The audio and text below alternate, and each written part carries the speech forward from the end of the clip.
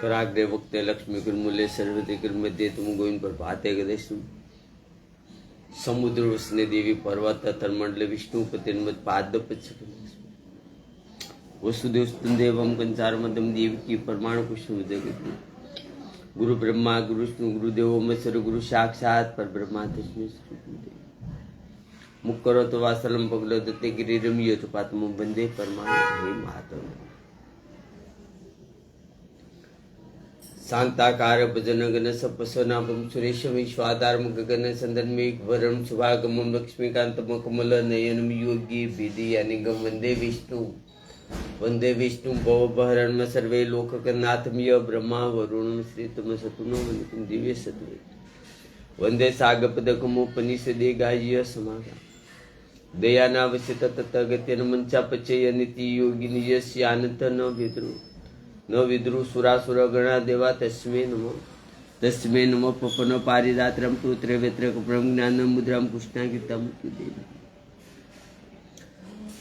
सीताराम नमः माँ भवानी माँ भगवती माँ पार्वती माँ जगदम्बा माधव बुद्धिमान सरस्वती ब्रह्मांड माँ ब्रह्मा जी ब्रह्मपिता माँ लक्ष्मा विष्णु माँ नारायण ओम नमो भगवती हे जगन्नाथपुरी सुपुत्रा पौर राम राधे ડાકોરના ઠાકોર ગોકુળ મથુરા વૃંદાવન સુપુત્રા પૌર બદ્રીનાથ એક મૂલ્ય દ્વારકાના રાજા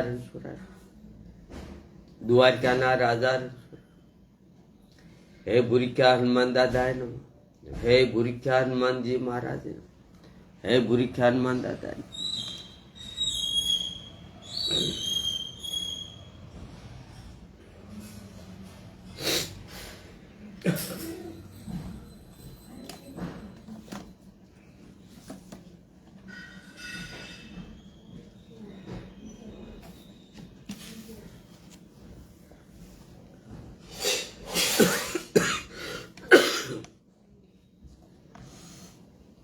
श्रीमद् भागवत महापुराण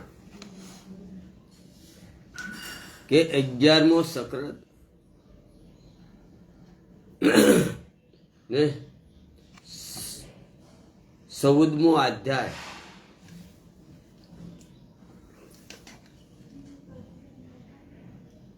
भक्ति योग नो महिमा से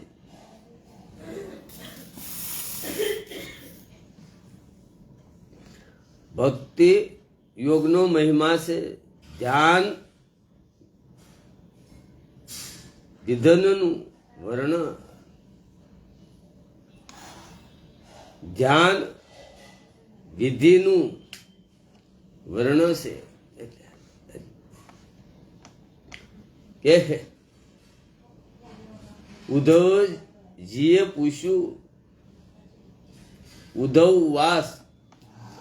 ઉદ્ધવજીએ પૂછ્યું કે હે શ્રી કૃષ્ણ બ્રહ્મવાદી મહાત્માઓએ આ આત્મકલ્યાણ માટે ધ્યાન યોગ અને ભક્તિ યોગ અને કર્મયોગ સાખ્ય વગેરે અનેક સાધનો બતાવ્યા છે આ બધા જ મુખ્ય છે તેમાં કોઈ એક જ મુખ્ય છે હે સ્વામી આપે હમણાં જ ભક્તિ યોગને નિરપેક્ષ અને સર્વત્ર અને સાધના કહ્યો છે આપે કહ્યું કે હે ભક્તિ દ્વારા બધા જ પ્રકારની આસક્ત મટી જાય છે અને મન આપની સાથે જ જોડાઈને એકાકાર થઈ જાય છે તો ભગવાન શ્રી કૃષ્ણે કહ્યું શ્રી ભગવાન વાસ એટલે ભગવાનનો વાસ આમાં લખેલો હશે તે ભગવાન બોલેલા શબ્દો આ મહાભાગવતમાં હશે 11મો સખરત ને 14મો અધ્યાય છે. તે ભગવાન શ્રી કૃષ્ણ કહ્યું, હે પ્રિય ઉદ્ધવ, આ વેદ વાણી કાળના પ્રભાવથી તો પ્રલયના જ સમયે લુપ્ત થઈ ગઈ હતી. જ્યારે સૃષ્ટિનો સમય આવ્યો ત્યારે મેં મારા સંકલ્પથી જો આ વેદોનું જ્ઞાન બ્રહ્માને આપ્યું. વેદોમાં મારા ભાગવત ધર્મનું જો આ નિરૂપણ રૂપ છે. આ સામાન્ય ગ્રંથ નથી. આમાં ભાગવતમાં લખ્યું કહો, મારું આમાં પોતાનું કહેતો નથી. હું જે બોલું છું એ જ આમાં જે છે. ફરી વખત કહું છું, સમજાણું ન હોય ને. ભગવાન શ્રી કૃષ્ણે કહ્યું, હે પ્રિય ઉદ્ધવ, આ વેદવાણી કાળના પ્રભાવથી પ્રલયના સમયે લુપ્ત થઈ ગઈ હતી. ત્યારે સૃષ્ટિનો સમય આવ્યો ત્યારે મેં મારા સંકલ્પથી જો આ વેદોનું જ્ઞાન બ્રહ્માને આપ્યું. વેદોમાં મારા જ ભાગવત ધર્મનું જો આ નિરૂપણ થયું છે કે બ્રહ્માએ પોતાના જયેશ પુત્ર સ્વાયભૂવ મનુને આ વેદોનું જ્ઞાન આપ્યું.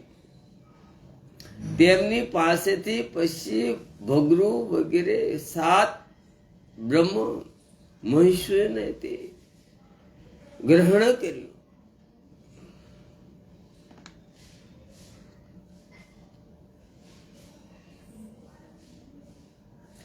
તે સપ્ત મહિષીઓ પાસેથી તેમના પુત્રોએ તથા અન્ય દેવો, દાનવો, ગ્રહોકો, મનુષ્યો, સિદ્ધો અને ગંધર્વોએ, સિદ્ધાધરો, ચારણ, કનદેવ, કિન્નરો અને નાગો, રાક્ષસો ને કિમ પુરુષો વગેરે અનેક લોકોએ વેદોનું જ્ઞાન પ્રાપ્ત કર્યું કે જેઓ સાત્વિક, રાજસ અને તામસ જુદી જુદી પ્રકૃતિના ઉત્પન્ન થયેલા છે.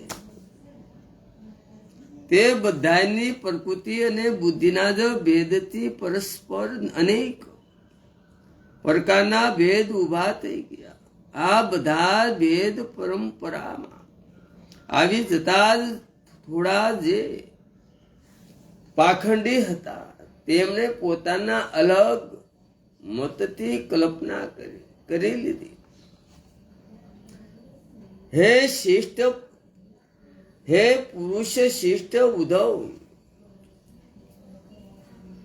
તે બધાની બુદ્ધિ મારી માયાને જ કારણે મોહગ્રસ્ત હોવાથી એવા કર્મમાં એવી ઋષિ થતી ગઈ.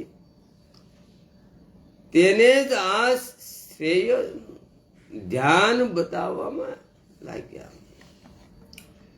જેમાં કેટલાક લોકો કર્મને તથા કોઈ પ્રીતિને કલ્યાણનું સાધન કહેશે, તો બીજા કેટલાક કામ, સત્ય, દમ અને છમ વગેરે તથા કોઈ સ્થાન અને ઐશ્વર્યનું સાધન ગણાવે છે. કોઈ ભોગોના ત્યાગને જ શ્રેયસનું સાધન કહે છે.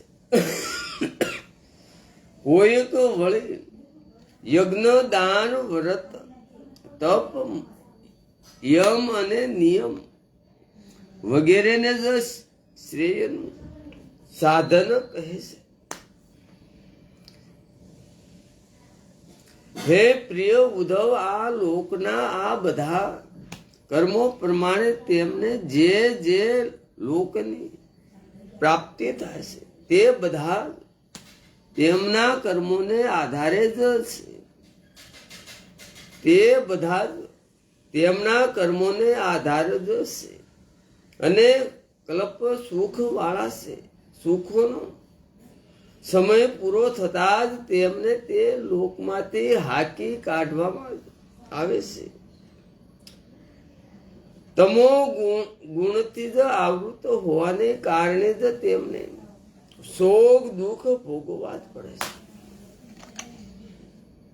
તમો ગુણથી આવૃત હોવાને કારણે જ તેમને શોક દુઃખ ભોગવવા જ પડે છે.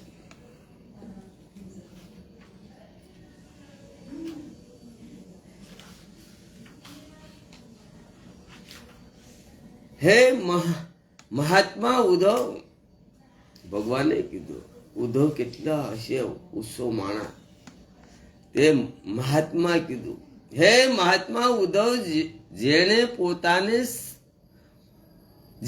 પોતાને સર્વે પ્રકારે મને સંપિત કરી દીધું છે, જે બધી રીતે નિરપેક્ષ હોવાથી મારી સાથે જ સ્મરણ કરે છે, ત્યારે તેને જે સુખ મળે છે તે વિશે જીવોને કઈ રીતે મળી શકે? આ સાંભળ્યો, આ ફરી વખત કહું. હે મહાત્મા ઉદ્ધવ, જેણે પોતાને સર્વે પ્રકારે મને જ સંપિત કરી દીધો છે, તે બધી રીતે નિરપેક્ષ હોવાથી મારી સાથે જ રમણ કરે છે, ત્યારે તેને જે સુખ મળે છે તે વિશે જીવોને કઈ રીતે મળી શકે? જે અકિસન છે, ઇન્દ્રિયો વિજયી છે, શાંત અને સમશિત છે, મારામાં જે હંમેશા સંતુષ્ટ રહેશે. ભગવાન કહે છે કે મારામાં જે હંમેશા સંતુષ્ટ રહેશે એવા જ મારા ભગતને માટે બધી દિશાઓ આનંદથી જ ભરેલી છે. ભગવાનના સ્મરણમાં સદાને માટે રહેશે. ભગવાન, તું આપી મારા કર્મને આધીન આપશું, હું ખુશ છું. જે કર્મ ભોગવું છું એ મારા કર્મને આધીન હું ભોગવું છું. સદાને માટે મને તારું દર્શન આપજે, તારા સ્મરણ આપજે, તારી ભક્તિ આપજે, તારા દર્શન આપજે, તારા શરણોની સેવા આપજે. જન્મ જન્મ યુગે યુગે હું તારી પાસે માગું. જન્મ જન્મ યુગે યુગે હું તારી પાસે માગું. બુદ્ધિ મને આપજે, શક્તિ આપજે, સારી વાણી આપજે, સારો કંઠ આપજે, સારા વિચાર આપજે, સારી દ્રષ્ટિ આપજે, સારું જ્ઞાન આપજે, આમાં સારું જ્ઞાન આપજે, સારી દ્રષ્ટિ આપજે, સારો પ્રેમ આપજે, સારા કર્મ આપજે, સનાતન ધર્મ આપજે, ને તારું ભજન આપજે, તારું સ્મરણ આપજે, તારા શરણોની સેવા આપજે, તારા દર્શન આપજે, તારું ભજન આપજે, ને તારામાં જ મારું મન સદાને માટે યુગે યુગે તારામાં મારું મન રહેવું જોઈએ. ને તું હંમેશા મને સાથે રાખજે ને હું તારી સાથે, તું મારી સાથે રહેજે, એટલું માગજો.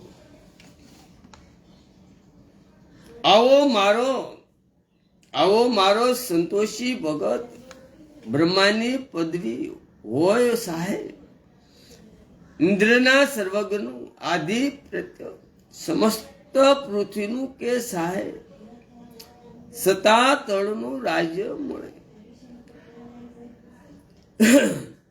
અને રસાતળનું રાજ્ય મળે એવી કોઈ ઈચ્છા કરતો નથી. તેને ન તો યોગ સિદ્ધિ ઈચ્છા પ્રસન્ન થાય કે ન મોક્ષની તેને, તે તો પોતે જ પૂર્ણ રૂપે સમર્પિત થઈ ચૂક્યો છે. તેથી તેને મારા સિવાય બીજી કોઈ ઈચ્છા નથી.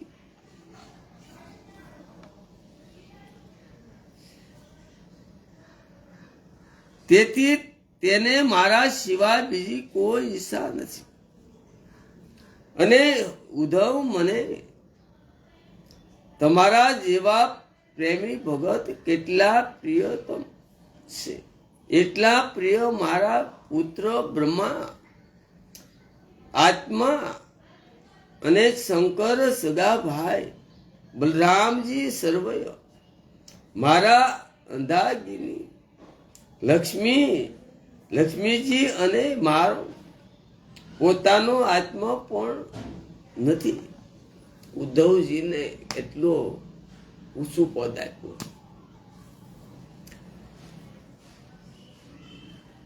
ઉદ્ધવજી સામાન્ય માણસ નો, એટલે બધી વાત એને કહેતા ભગવાન વાસુદેવ. જેને કોઈ અપેક્ષા નથી, જે જગતના ચિત્તની સદા ઉપરામ થઈને મારા જ મનન ચિંતનમાં લીન રહે છે, અને રાગ રોષ છોડીને સર્વેમાં સમાન દ્રષ્ટિ રાખે છે, તેવા જ આ મહાત્માની પાછળ પાછળ હું નિરંતર એવું સમજીને ફરિયાદ કરું છું. ભગવાન સાંભળ્યું આ ફરી વખત, જેને સમજાણો, જેને કોઈ અપેક્ષા નથી, જે જગતની ચિંતાથી સદા ઉપરામ થઈને મારા મનન ચિન્હમાં તલ્લીન રહે છે, અને રાગ દોષ છોડીને સર્વેમાં સમાન દ્રષ્ટિ રાખે છે, તેવા પરમાત્માની પાછળ પાછળ હું નિરંતર એવું સમજીને ફરિયાદ કરું છું. આ ભગવાનના શબ્દો, આ ભગવાન કીધું યુદ્ધોને. ફરિયાદ કરું છું, તે તેના શરણોની જ રજ ઉડીને મારા ઉપર પડી જાય, જેથી મારામાં વેસેલા બધા લોક પવિત્ર થઈ જાય છે. મારા અકિશન ભક્તોનું ચિંત સદા મારામાં પુરોવાયેલું રહેશે. મારા અકિશન ભક્તોનું ચિંત સદા મારામાં પુરોવાયેલું રહેશે. એવા તે મહાપુરુષ ભક્તો ઘણા શાંત સર્વ ભાવ વાળા હોય છે. બધા જીવો પ્રતિ તેમનું હેતુ રહિત આત્મભાવ જ રહે છે.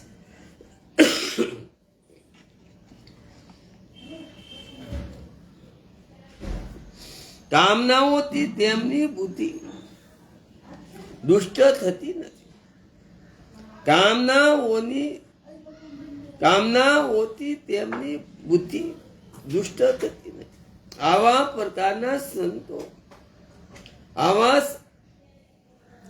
પ્રકારના સંતો જે ભક્તિ દ્વારા પરમ સુખનો અનુભવ કરે છે, તે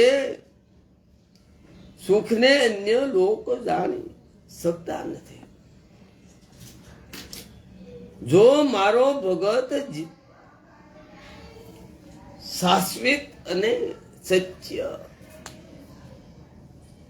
અને મારું તારું કરવા વાળો નથી, મારામાં જ મન પૂરી રાખે છે, મારું સ્મરણ કરી રાખે છે, મારો ભગત સત્ય થી મહત્વ કોઈ પ્રશ્ન એને હોતો નથી. સત્ય સાસુ થી એને કોઈ મોટો પ્રશ્ન હોતો નથી. ભગતને, સંતને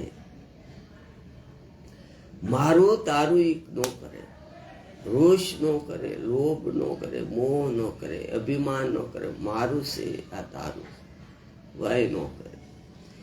એને માવો ન હોય, એને બીડી ન હોય, એ સિગરેટ ન હોય, ગાંજો ન હોય, ડ્રગ્સ ન હોય, સરસ ન હોય, ઈંડા ન હોય, મટર ન હોય,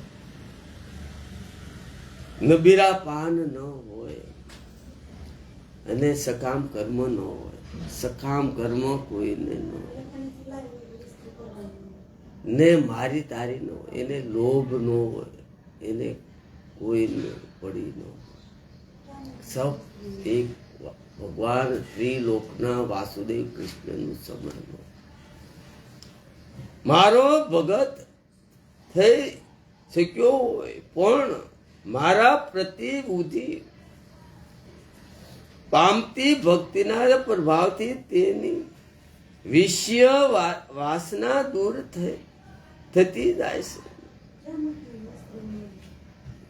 વિષય વાસના દૂર થતી જાય છે. તેને વિષયો ક્યારેય દબાવી દેશે તો પણ તે તેનાથી પ્રભાવિત નથી થતો, કારણ કે હું તેની રક્ષા કરું છું. જેમ પ્રચંડ અગ્નિ બધા લાકડાને બાળીને ભસ્મ કરી દેશે, તે પ્રમાણે મારી ભક્તિ પણ સંગળા પાપ સમૂહને નિશેષ ભસ્મ કરી નાખે. આ ભગવાનના શબ્દો છે. આવા શબ્દો વાર ન મળે. એ પાછા ઉદ્ધવજી નહીં. હે ઉદ્ધવ, મારા સર્વરૂપમાં વિકસેલી મારી ભક્તિ, મારામાં સર્વરૂપમાં વિસકેલી મારી ભક્તિ મને જેટલા પ્રમાણમાં પોતાનું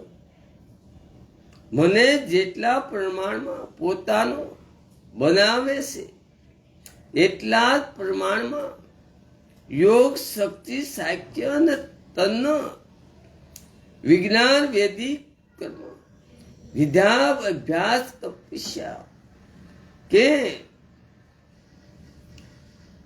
ત્યાગ મને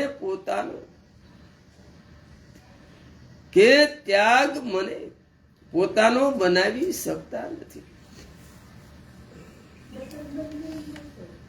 હું સંતોનો પ્રિય છું, તેમનો આત્મા છું. હું સંતોનો પ્રિય છું, તેમનો આત્મા છું. એકમાત્ર શ્રદ્ધા ભક્તિથી જ હું તેમને પ્રાપ્ત થાઉં છું. હું શ્રદ્ધા ભક્તિથી જ હું તેમને પ્રાપ્ત થાઉં છું. જો કોઈ જન્મથી જ સાંડળ હોય તો પણ મારી ભક્તિથી તે શુદ્ધ પવિત્ર થઈ જાય છે.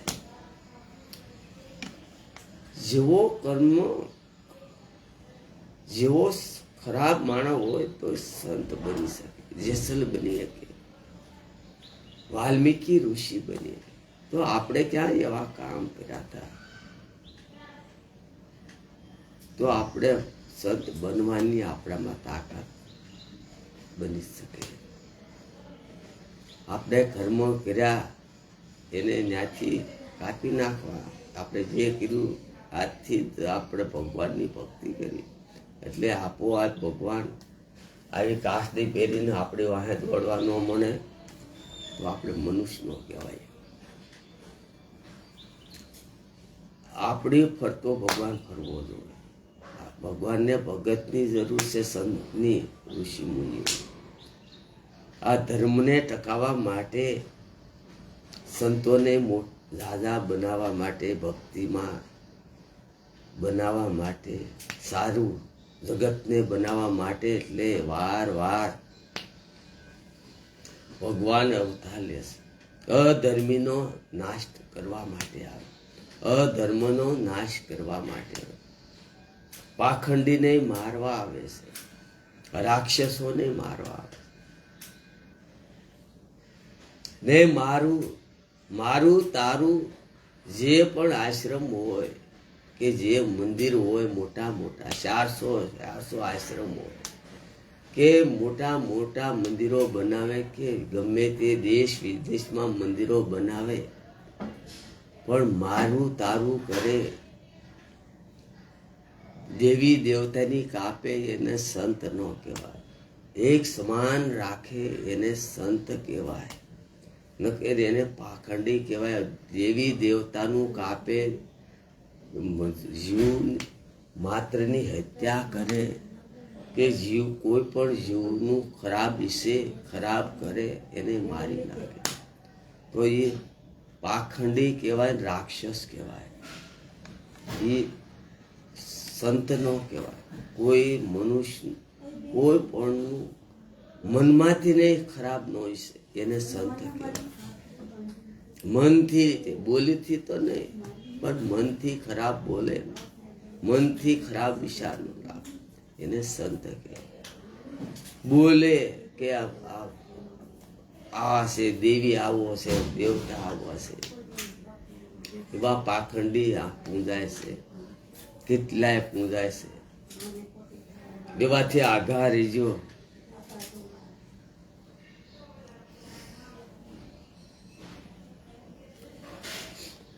જે કોઈએ સત્ય,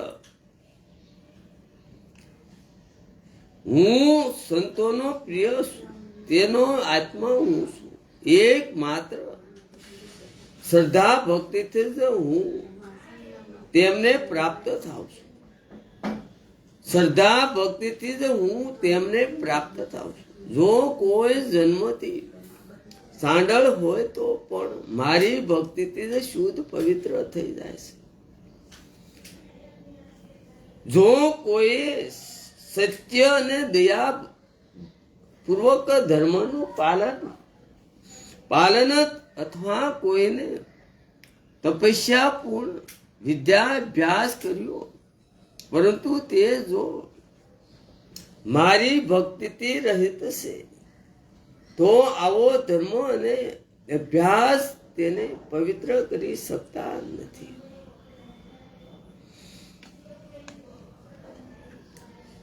ભક્તિ કરતા કરતા હૃદય રોમાંસ ન અનુભવે, ભક્તિ કરતા કરતા હૃદય રોમાંસ ન અનુભવે, શીત પીંગળી ન જાય, આનંદથી અશ્રુઓ ન સલકાય, ત્યાં સુધી ભક્તિનું હૃદય પૂર્ણ રૂપે શુદ્ધ થતું નથી.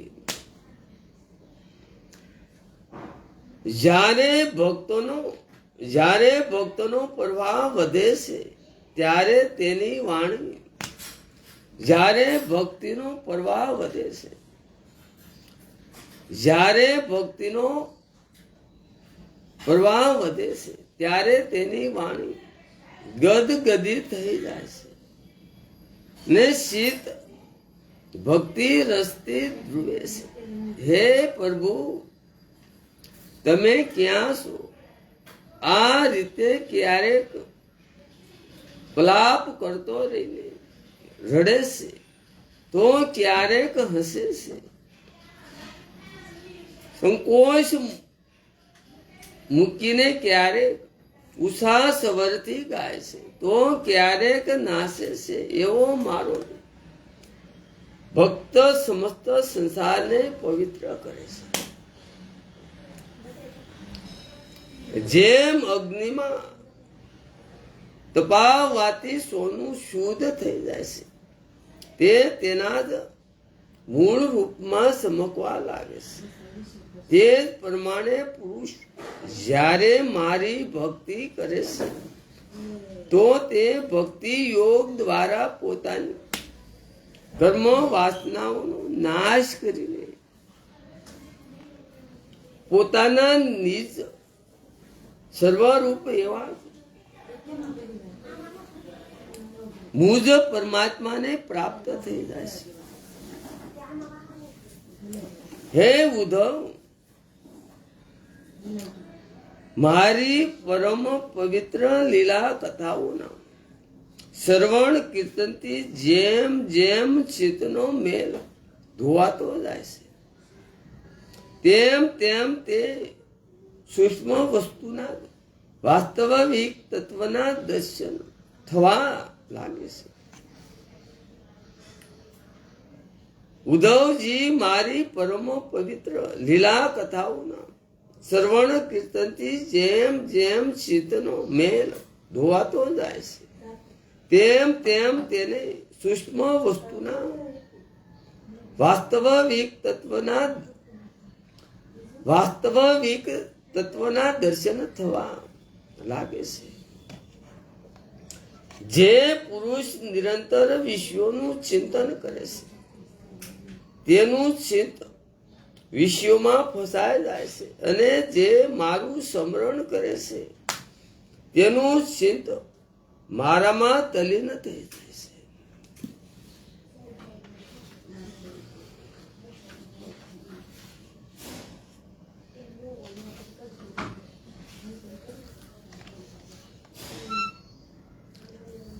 યુટ્યુબમાં મારી ચેનલ છે બજરંગી ધોળિયા.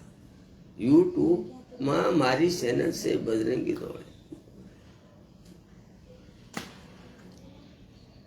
બોલશો તોય આવશે, લખશો તો આવશે. સબસ્ક્રાઇબ કરવા મારી વિનંતી. યુટ્યુબમાં મારી ચેનલ છે બજરંગી ધોળિયા. સબસ્ક્રાઇબ કરશો તોય આવશે ને બોલશો તો આવશે. પછી મારી યુટ્યુબમાં જ મારી કથા આવશે. ભાગવત છે, રામાયણ છે કે વિષ્ણુ પુરાણ, ગીતા છે, પછી એ યુટ્યુબમાં જ જોવા મળશે, સાંભળવા મળશે. ફેસબુકમાં નહીં આવે. આ ફેસબુકમાં હું કરવા કે મારે પહેલા સિસ્ટમ હતી ફેસબુકની, એટલે ફેસબુકમાં કરું છું. હવેથી આ ભાગવત પૂરું થાય એટલે યુટ્યુબમાં મારી આ કથા ચાલુ થાય છે. કોઈ પણ ગીતા, રામાયણ, વિષ્ણુ પુરાણ, ભાગવત. અસત વસ્તુઓનું ચિંતન સમાપ્ત મનોરથો જેમ મિથ્યા છે, તેથી અસત વસ્તુઓનું ચિંત છોડીને મારું જ ચિંત કરવું જોઈએ. આ ઊંચો સવાલ છે. અસત વસ્તુઓનું ચિંત સપના મનોરથોની જેમ મિથ્યા છે. ત્રીજી વખત આપું છું. અસત વસ્તુનું ચિંત સપના મનોરથોની જેમ મિથ્યા છે, તેથી અસત વસ્તુઓનું ચિંત છોડીને મારું ચિંતન કરવું જોઈએ. મનને મારામાં જોડી દેવું જોઈએ. હે પ્રિય ઉદ્ધવ, સ્ત્રીઓના સંગથી અને સ્ત્રી લપટોના સંગથી જે રીતે દુઃખોની પરંપરા વધે છે, તેવી બીજા કોઈના સંગથી વધતી નથી. તેથી સાધકે પોતાની ઇન્દ્રિયોને વશમાં કરીને સ્ત્રીઓનું અને લપટોનો દૂરથી જ ત્યાગ કરી દે.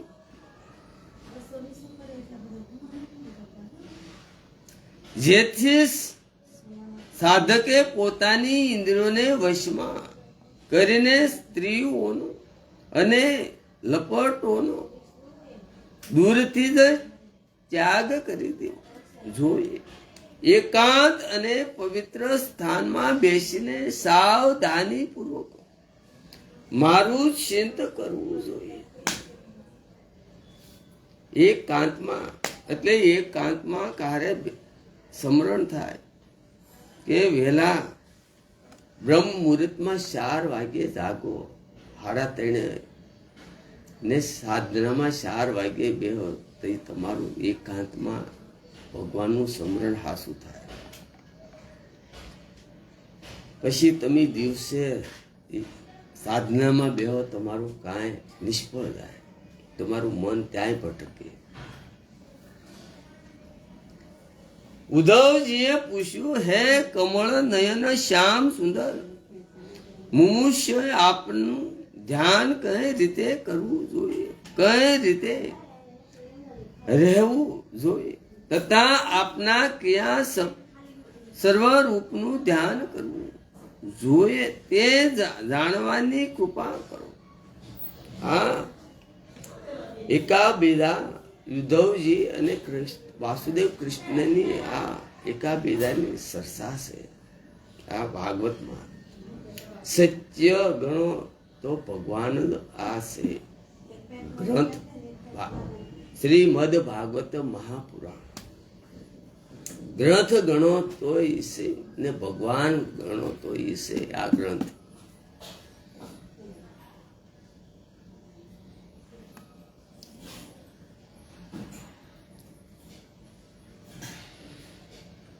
ભગવાન શ્રી કૃષ્ણે કહ્યું, હે પ્રિય ઉદ્ધવ, જે ન બહુ ઊંચું હોય કે ન બહુ નીચું હોય એવા આસન પર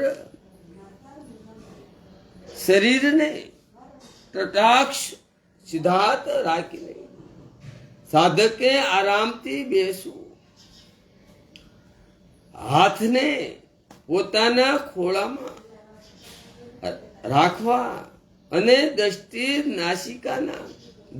નાસિકાના અંગ્ર ભાગમાં રાખી, દ્રષ્ટિ અહીં રાખી તઠાર બેસવું. ફરી વખત ભગવાન શ્રી કૃષ્ણે કહ્યું, હે પ્રિય ઉદ્ધવ, જે ન બહુ ઊંચું હોય કે ન બહુ નીચું હોય એવા આસન પર શરીરને ટટાર સીધું રાખીને સાધકે આરામથી બેસવું, હાથને પોતાના ખોળામાં અને દ્રષ્ટિ નાસિકા ઉપર રાખ, અંગ્ર ભાગમાં રાખી, અહીં રાખી. ત્યાર પછી પુરુક, કુંભક અને રેશક તથા રેશક, કુંભક અને પુરુક આવા પ્રાણાયામ દ્વારા નાડીઓની સિદ્ધિ કરવી. પ્રાણાયામનો અભ્યાસ કરી ધીરે ધીરે વધારતા રહેવું અને સાથે સાથે ઇન્દ્રિયોને વશ કરવાનો અભ્યાસ પણ કરવો.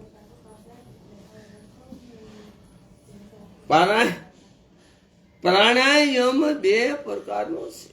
એક સગભમ અને બીજો અસભમ. આમનો સભમ ઓમકાર યુક્ત હોય છે, શિષ્ટ છે. માટે તેના વિશે અહીં કહ્યું છે. ઓમકાર મલાધારની નાડીને શેક મસ્તકના શેડા સુધી, કમળના નાભી, આ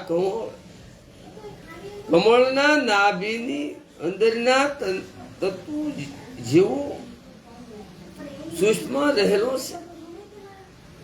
તેની મનની અંદર પ્રાણથી પ્રગટ કરી તેમાં ઘટ નાદ થવો, ઉદાત નાદ શીતળ કરવો ને આ પ્રમાણે દિવસમાં 3 કાળમાં 10 વાર ઓમકાર યુક્ત પ્રાણાયામનો અભ્યાસ કરવો. આ પ્રમાણે કરવાથી સાધક 1 મહિનાની અંદર જ પ્રાણાયોગને વશ કરી લેશે. ત્યાર પછી એવું સિદ્ધ કરવું કે હૃદય રૂપી એક કમળ છે, હૃદય રૂપી એક કમળ છે, જેની નાળ ઉપર છે અને મુખ નીચે છે. હવે એવી રીતે પહેલાથી ઉલટું ધ્યાન કરવું કે તે કમળ નિશા નાળ વાળું ઉષા સુખ વાળું, ખીલેલું 8 પાંદડી વાળું અને વચ્ચે કળી વાળું છે. કળી ઉપર કમળ, સૂર્ય, ચંદ્રમા અને અગ્નિનો ન્યાસ કરવો જોઈએ. ત્યાં પછી અગ્નિમાં મારા આ રૂપ શ્રી કૃષ્ણનું સ્મરણ કરવું જોઈએ. મારા આ સર્વ રૂપ ધ્યાન માટે અત્યંત મંગળમય છે.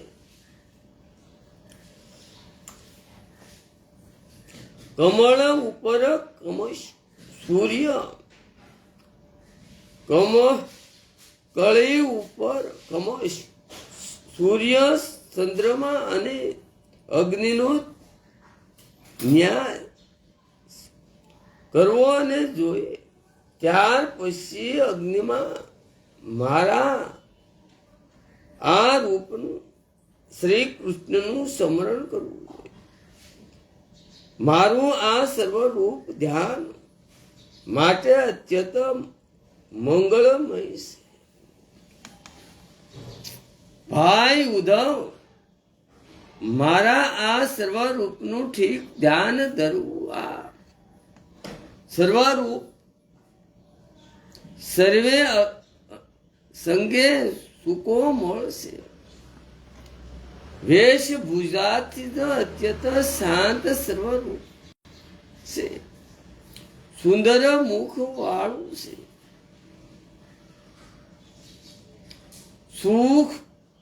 સુંદર મુખ વાળું છે અને ઘૂંટણો સુધી લાંબી અને અત્યંત મનોહર સાર ભૂંજા વાળું છે.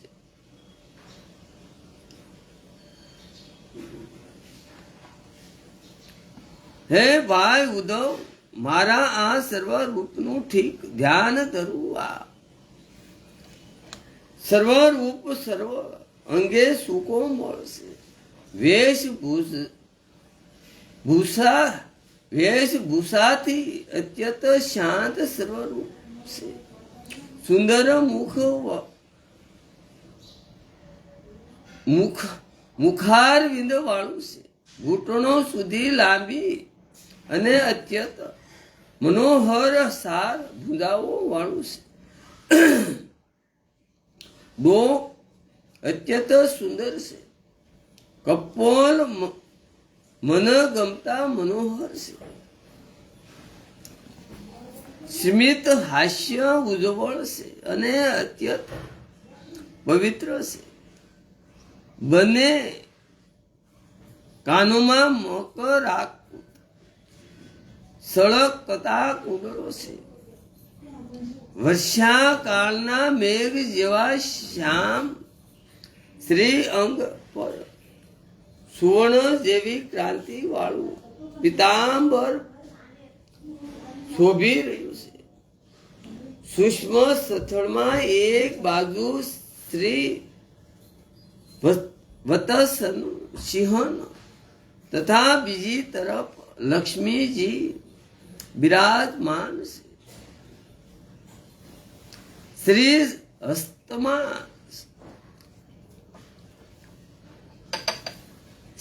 હસ્તમાં શંખ, ગદા, ચક્ર અને પદ ધારણ કરેલા છે. ગળામાં વનમાળા શોભી રહી છે.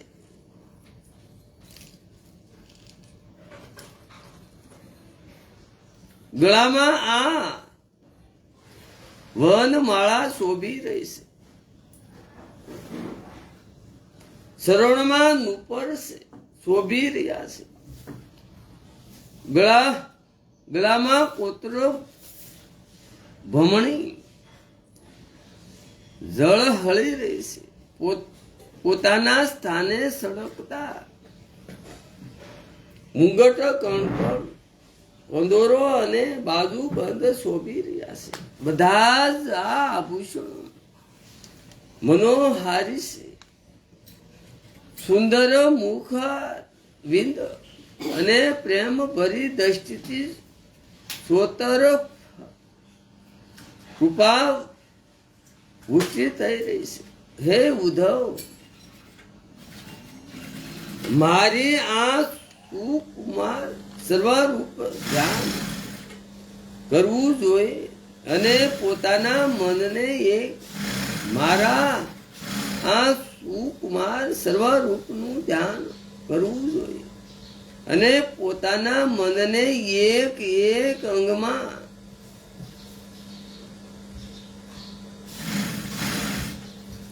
પોતાના મનને એક એક અંગમાં શીતળ કરવું જોઈએ. બુદ્ધિમાન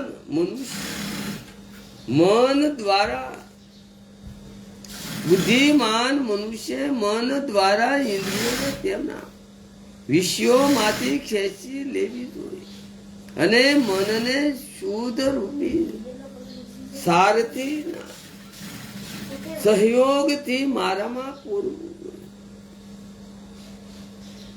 જ્યારે મારા પૂરા સર્વરૂપનું ધ્યાન થઈ જાય ત્યારે પોતાના ચિત્તને ખેંચીને એક સ્થાનમાં શિથિર રહેવું અને અન્ય સહયોગનું ચિંતન ન કરતા એક સ્થાનમાં શિથિર થવું અને અન્ય અંગોનું ચિંતન ન કરતા કેવળ મદ હાસ્ય યુક્ત મારા મુખાર બિંદ પર દ્રષ્ટિ શિથિર કરવી. જ્યારે ચિત્ત મુખાર બિંદ પર શિથિર થઈ જાય ત્યારે ત્યાંથી હટાવીને આકાશમાં શિથિર કરવું. ત્યાર પછી આકાશનું ચિંતન પણ છોડીને સર્વેના કારણ મારા સ્વરૂપમાં તે ચિત્તને શીતળ કરવું અને પછી તે કારણ રૂપનો પણ ત્યાગ કરી શુદ્ધ બ્રહ્મ એવા મારામાં આરૂઢ થઈ મારા સિવાય અન્ય કોઈ પણ વસ્તુનું ચિંતન ન કરવું. જ્યારે આ પ્રમાણે ચિંત એકાગ્ર થઈ જાય ત્યારે જેમ એક જ્યોતિ બીજી જ્યોતિમાં મળીને એક થઈ જાય તેવી જ રીતે સાધક પોતાનામાં મને અને મુજ આત્મામાં પોતાને અનુભવે છે. આ પ્રમાણે તે એક ભાવથી મારામાં શીતળ થઈ જાય છે. જે યોગી આ પ્રમાણે તીવ્ર ધ્યાન યોગ દ્વારા મારામાં પોતાના ચિત્તને પૂરવી દેશે તેનો દિવ્ય જ્ઞાન ક્રિયાના સંબંધમાં ભેદ બુદ્ધિ ભમ મટી જાય છે. અથાતું સર્વે પદાર્થોના રૂપમાં એક પરમાત્માની સત્તા દેખાય છે. જ્ઞાનમાં માત્ર પરમાત્મા જ રહી જાય છે. ક્રિયા પણ બધી જ પરમાત્માને માટે જ થાય છે. આ પ્રમાણે તેને સર્વત્ર પરમાત્માનું સર્વરૂપ દેખાવા લાગે છે. પછી તેને તત્કાળ મોક્ષ પ્રાપ્તિ થઈ જશે.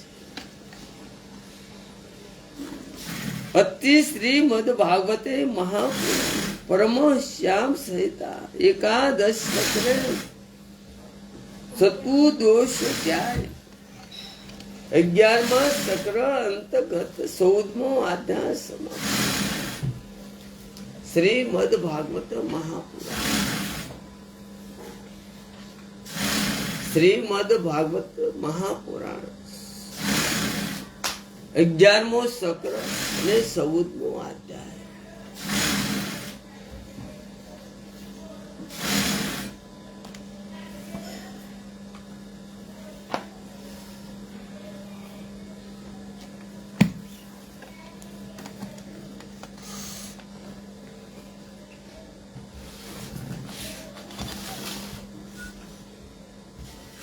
वसुदेवस्तम देवम कंसानुरोमदम देवकी परमाणु कृष्ण गुरु ब्रह्मा गुरु गुरुदेव सर्व गुरु साक्षात परब्रह्मा तस्मै नित्करोतु वासलम पगलोदत्त गिरिरम योतुपात्मो वंदे परमानंदम हे माधव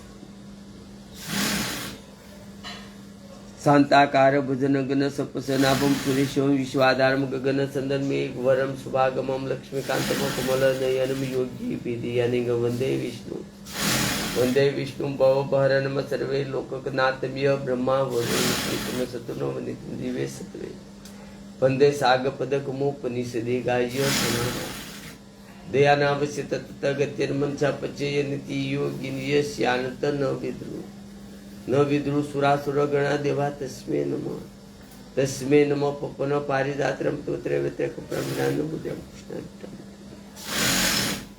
सीताराम राधे रुक्ष्मा श्री सीताराम माँ भवानी माँ भगवती माँ पार्वती माँ जगदम्बा माता बुद्धिमान सरस्वती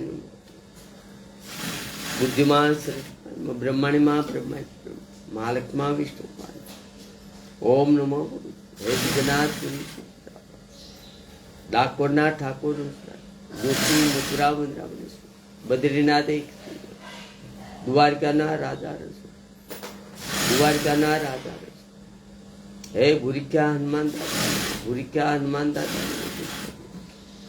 हे राधे हे कृष्ण